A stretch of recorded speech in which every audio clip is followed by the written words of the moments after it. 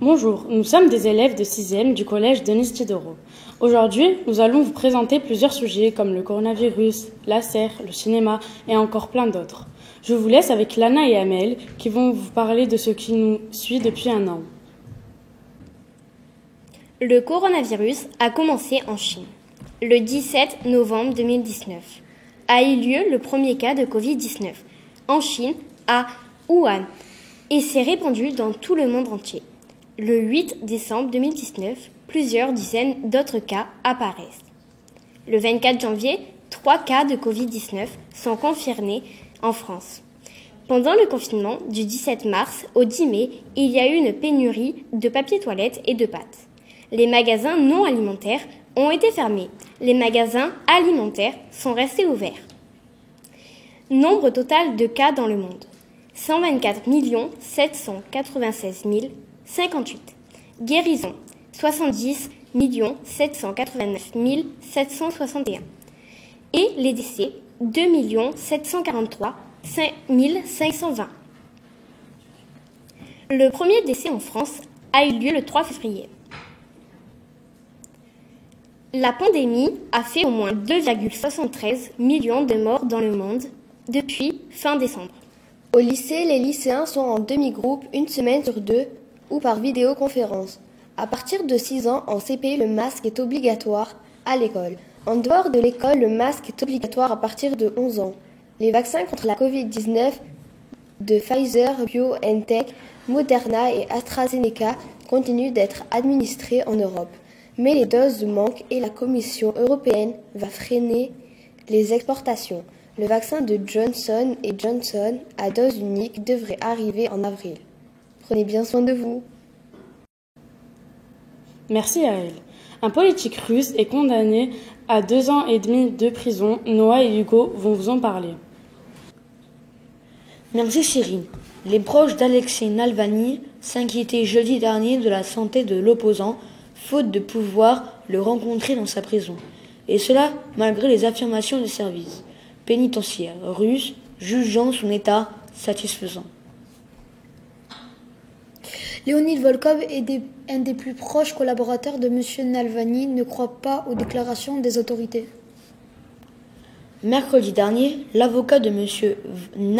Navalny avait tiré la sonnette d'alarme et affirmé ne pas avoir eu accès aux blogueurs et militants anticorruption de 14 ans, qui selon elle se plaignent depuis peu de temps, forte douleur au dos, et commence à ne plus sentir ses jambes. Ce dernier a survécu de justesse à un empoisonnement l'année dernière qu'il impute aux autorités russes, et l'avocate a jugé qu'il pouvait y avoir un rapport entre ses problèmes actuels et son intoxication en 2020.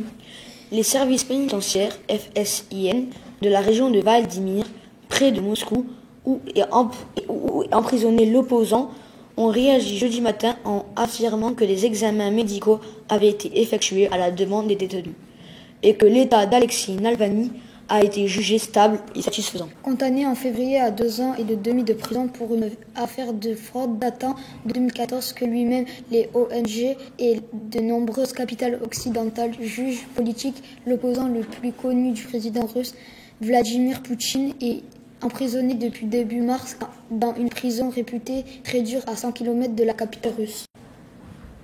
Merci à eux. Êtes-vous prêts pour la 108e édition du Tour de France ? Et nous avons la grande chance que Sorgues est une ville départ. Pour en savoir plus, Mustapha et Angie vont tout vous dire. La 11e étape du Tour de France est 100% vauclusienne. Elle se déroulera du 6 au 7 juillet 2021. 5 ans après un passage en coup de vent, le Tour de France s'attarde sur le géant de Provence, devenu par naturel régional. Départ de Sorgues, arrivée à Malaucène, le parcours exact reste à confirmer dans quelques jours. Les professionnels du tourisme se réjouissent du retour du Tour au Ventoux pour cette double ascension dont elle quasi inédite par Sault avec une arrivée à son pied. Manière de saluer l'initiative du conseil départemental de Vaucluse qui a réaménagé le sommet au profil des cyclistes. Le Tour de France 2021 se déroulera au 26 juin jusqu'au 18 juillet, départ de Brest, arrivée à Paris. Encore merci à eux. Léna et Lilou vont vous présenter l'histoire de la serre. Bonjour, je vais vous parler de l'association ASER qui veut dire Association Sorguès Sportif, Éducatif et Récréatif. C'est une association dynamique. Qu'est-ce qu'on y pratique? On y pratique de la danse, de la boxe, de la gymnastique, du karaté, du basket et du sport pour maintenir la santé. Quand a été créée la serre et par qui? Cela fait 40 ans que la serre a été créée par Gérard Lepeu. Elle a été conçue pour la santé des gens et leur forme physique. La serre vous donne rendez-vous le samedi 27 mars de 14h à 17h pour une après-midi fitness au stade de la SNPE Poudrerie à Sorgues. Au programme, 14h-15h, renforcement bien-être. 15h-16h, circuit cardio renforcement. 16h-17h, total body step chorégraphié. Sans restriction de personnes, mais avec distanciation, l'association sera heureuse de pouvoir vous retrouver en présentiel pour un moment convivial. Merci à elle. C'est le moment sport. Je vais vous laisser avec Toami et Elias qui vont vous parler du basket. Il n'y a pas eu le duel espéré mercredi à Salt City, où Utah a étrilé net, dépourvu des stars Kevin Durant, Kyrie Irving et James Harden, Milwaukee en profitant pour leur faire gravir la deuxième place à l'Est en NBA. Utah sans pitié. Face à Brooklyn privé du Big 3, le Jazz s'est baladé sur son parquet 118-88 grâce notamment aux 27 points, 7 passes de Donovan Mitchell, avec un bilan de 31 victoires pour 11 défaites. Il consolide son statut de meilleure équipe de la Ligue. Utah, qui menait de 22 points dès la fin du premier quart-temps, a été sérieux de bout en bout, défendant solidement à l'image de Rudy Gobert, 11 rebonds, 3 contre et 8 points. Brooklyn a été éliminé à 36,1% de réussite au tir. Ali Johnson a inscrit 23 points, 15 rebonds et sorti de banc. Le Jazz fait un coup double puisqu'il distance un peu plus son premier poursuivant à l'Ouest Phoenix, battu de rien à Orlando, 122-111. Evan Fournier se chargeant du double pas gagnant à 6 secondes du terme. Milwaukee a eu chaud, comptant 29 points d'avance au troisième quart-temps. Les Bucks se sont relâchés et ont évité un peu la correctionnelle face aux Celtics, revenus à 2 longueurs dans le Money Time. Merci à eux. Pour la première fois, une femme coréenne est nominée aux Oscars. Thomas et Ryan vont tout vous raconter. Merci Siri. Depuis un demi-siècle, Yoo Yeon-jung, la première actrice sud-coréenne à être nominée aux Oscars, a incarné des personnages anticonformistes qui, à son âge, tentent de bousculer les valeurs traditionnelles profondément ancrées dans la société sud-coréenne. À 73 ans, elle a été nominée dans la catégorie meilleure actrice dans un second rôle pour son interprétation dans Minari. Dans ce drame familial sur des Coréens immigrés aux États-Unis, elle incarne un personnage ordinaire, la grand-mère d'un adolescent qui tente de s'intégrer dans l'état très rural de l'Arkansas.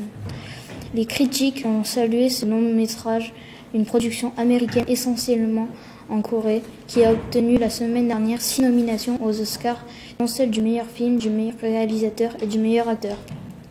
Minari semble bien parti pour connaître fin avril le même succès que Parasite, la satire corrosive sur les inégalités sociales en Corée du Sud, qui l'an dernier a remporté l'Oscar du meilleur film en langue étrangère. Madame Yoon, qui dit ne pas aimer la compétition, estime que cette nomination a autant de valeur que le prix lui-même. Merci à Thomas et Ryan. Y a-t-il des fans d'animé parmi nous? Luna va vous présenter cet animé, My Hero Academia. My Hero Academia, de son nom original Boku no Hero Academia, est un manga écrit et dessiné par Kohei Horikoshi. Il est prépublié depuis juillet 2014 dans le magazine Weekly Shonen. Il existe 29 tomes à ce jour. Il existe 4 saisons et une 5e est prévue pour le 27 mars 2021. Une adaptation en animé par le studio Bone est diffusée entre avril et juin 2016 sur MBS au Japon. La série est aussi diffusée en version française sur Toonami depuis le 12 février 2018. Il existe aussi 2 films et un 3e est annoncé pour l'été 2021. L'histoire. Deku est le personnage principal de cet animé. Dans cet animé, il est normal d'avoir des pouvoirs, alters, et anormal de ne pas en avoir. Malheureusement, Deku n'en a pas, mais son idole, All Might, vient l'aider et lui apprend le One for All. Le One for All est un pouvoir qui se transmet. Merci à elle. Sophia et Lorelai vont vous raconter l'histoire d'amour entre Carla et Kevin. Après trahison, remise en question, elles vont tout vous raconter. Merci Cyrine. Selon les rumeurs qui circulent sur les réseaux sociaux, Carla Moreau et Kevin Gage seraient sur le point de tourner une nouvelle émission de télé-réalité et ce n'est pas les Marseillais. Actuellement, les téléspectateurs peuvent suivre leurs aventures dans les Marseillais à Dubaï sur W9. Rappelons que Carla et Kevin se sont rencontrés sur le tournage des Marseillais en Afrique du Sud en 2016. Ils sont aujourd'hui les heureux parents d'une petite Ruby. Lors du tournage des Marseillais aux Caraïbes, Kevin demande Carla en mariage. Le couple des Marseillais aurait dû se marier en 2020, mais ils ont dû repousser la date à cause du Covid-19 sans donner de nouvelles dates. Dans les futurs épisodes de la saison en cours, ils vont fêter leur enterrement de vie de jeunes filles et de jeunes garçons avec les autres candidats et il y aura certainement des problèmes. Sur leur réseau, on peut voir Carla Moreau et Kevin Gage organiser depuis quelques mois leur mariage et auraient profité de ces dernières semaines pour mettre au point les derniers détails. Toute cette préparation aurait-elle été filmée pour leur future émission sur Sisplay ? Nous ne manquerons pas de vous tenir au courant. Merci à elle. Savez-vous quel est le jeu le plus utilisé dans le monde ? Sabri va vous en parler. Bonjour.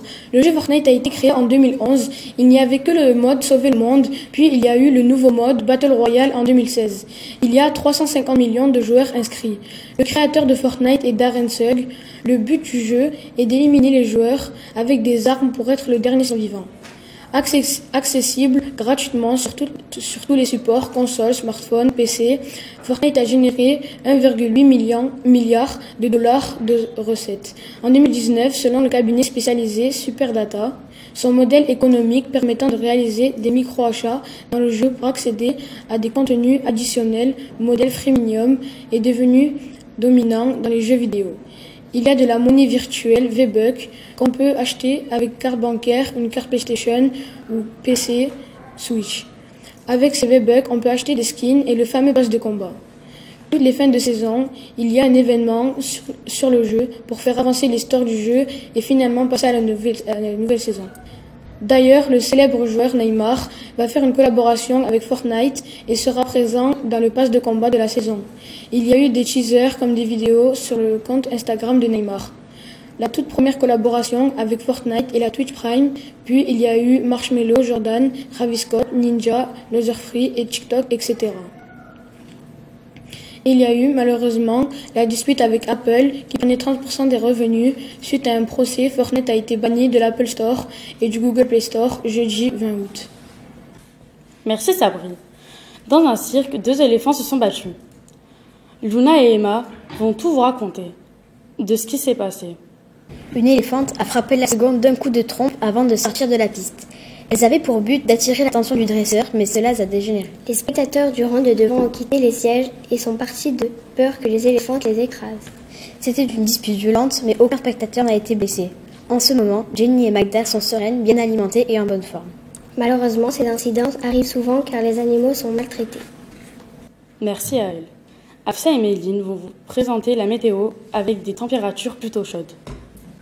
Mesdames et messieurs, bonjour. Demain matin, tout le pays sera sous un soleil nuageux, mis à part le nord-ouest, qui sera sous la pluie. En ce qui concerne les températures, il fera 9 degrés à Lille, à Paris, à Strasbourg, à Bordeaux, à Toulouse et à Montpellier. La température la plus basse à Sorgues sera de 6 degrés et la plus haute à Marseille de 13 degrés. Il fera 12 degrés sur l'île de Beauté. Dis-moi Afsa, quel temps fera-t-il cet après-midi ? Le temps sera le même que ce matin sur tout le pays. Le temps sera toujours sous un ciel pluvieux et le soleil brillera sur le reste du pays. Au niveau des températures, Rennes et Nantes connaîtront les températures les plus froides de l'après-midi avec 12 degrés. Il fera 19 degrés à Toulouse, 18 à Lyon, 15 à Marseille. Demain, le soleil se lèvera à 6h40 et se couchera à 19h12. Nous gagnerons 4 minutes de soleil et nous fêterons les Larissa.